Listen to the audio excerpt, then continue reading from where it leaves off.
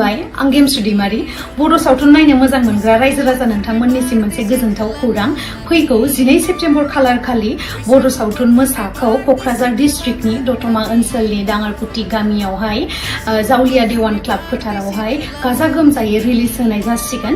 बेनि थाखायनो आं बयबो रायजो राजा नोंथांमोनखौ लैहोर लैहोर फैनानै बे सावथुनखौ नायफैनो थाखाय खावलायहरनाय थाबाय। गोजोन्थों। बैसागु बोथोरनि बारदै सिखोला नों आंनि बैसागु बोथोरनि बारदै सिखोला नों आंनि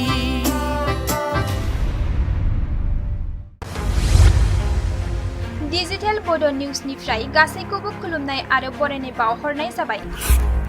मदद आरो हेफाजाबनि नोजोरजों नोंथांमोननि सेराव दं डिजिटेल बड' निउस वेब पर्टेल।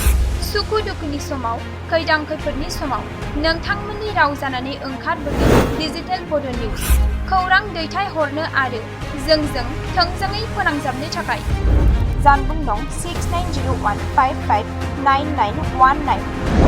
उदां आरो सैथो खौरां फोसावनायनि थांखिजों नोंथांमोननि सेराव दं डिजिटेल बड' निउस।